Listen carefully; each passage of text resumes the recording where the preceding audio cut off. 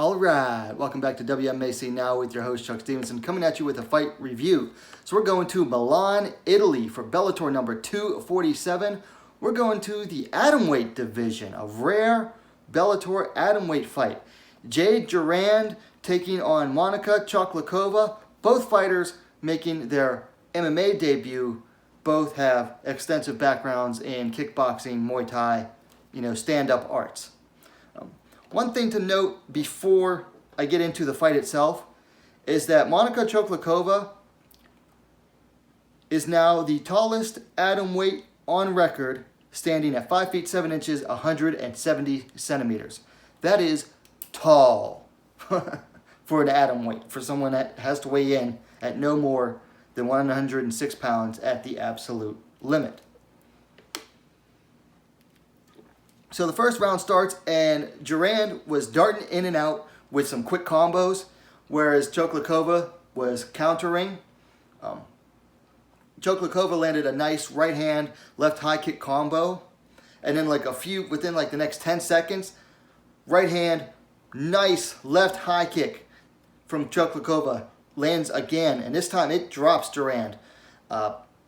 Chochlikova quickly followed her to the ground, but unfortunately, she was mostly stifled by Jorand, basically keeping her, Chochlikova's posture broken down. And eventually, Jorand opened up her guard, and Chochlikova stood up and let Jorand stand up. So, a little bit after that, Jorand decided to shoot for a takedown. She missed the shot, got stuffed, but then she clinched with Chochlikova and tripped her and took her down with a trip takedown.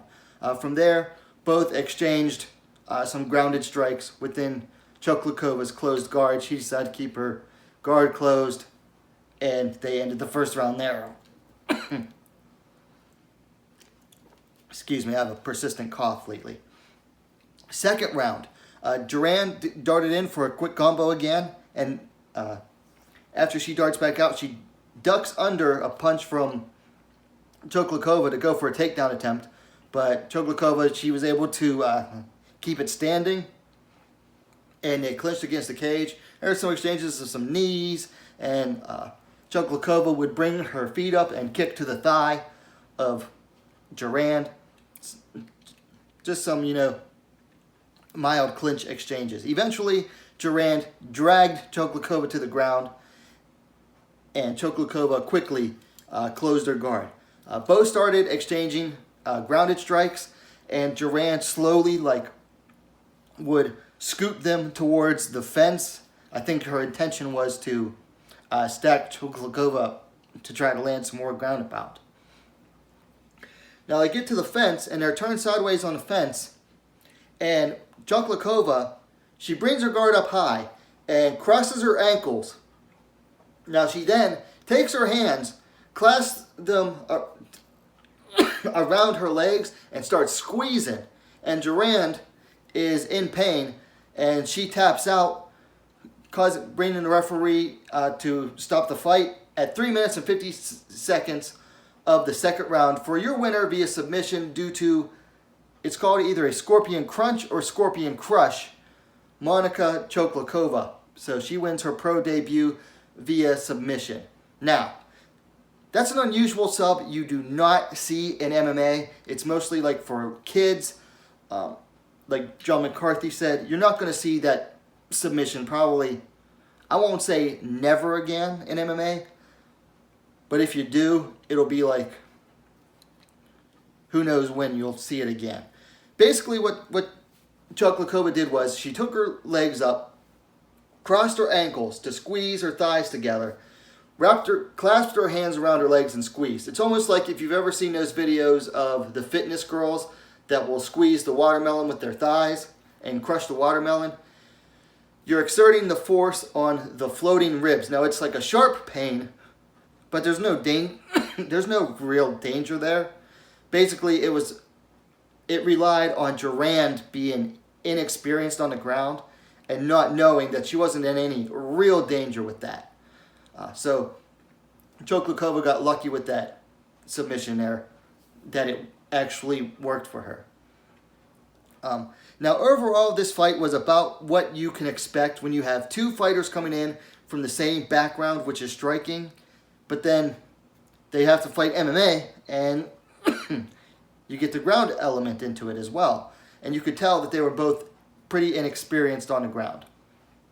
And then my final note on the fight, Chochlikova's height excuse me, is going to make for some very interesting matchups in the future.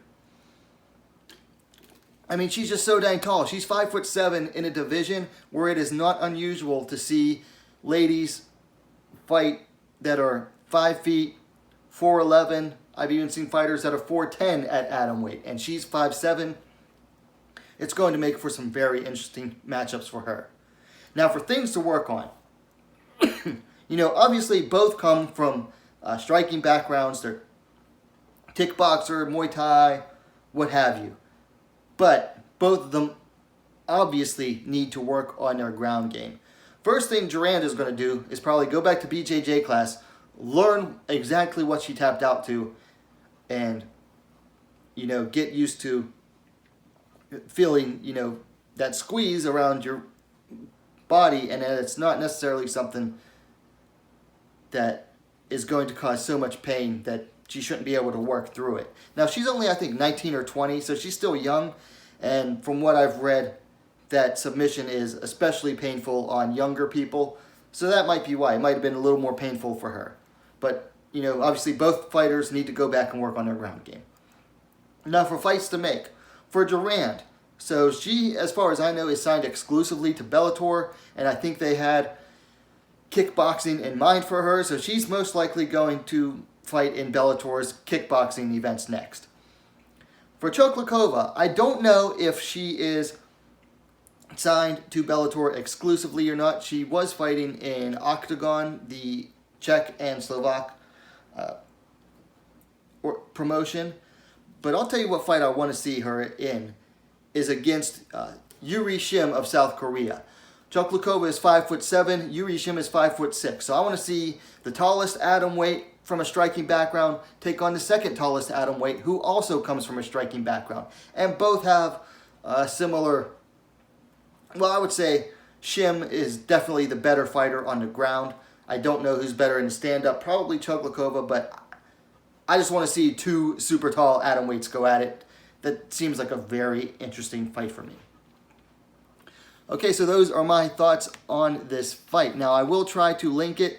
I'll timestamp it to the prelims video in a pinned comment down below. If you've seen the fight, let me know what you thought in the comments down below. Of course, if you liked the video, please give it a like and share it as well. Help spread the word on the channel. And while you're at it, go ahead and subscribe to Wmma Scene Now, the most complete women's mixed martial arts dedicated platform on YouTube. Thanks for watching. We'll see you next time.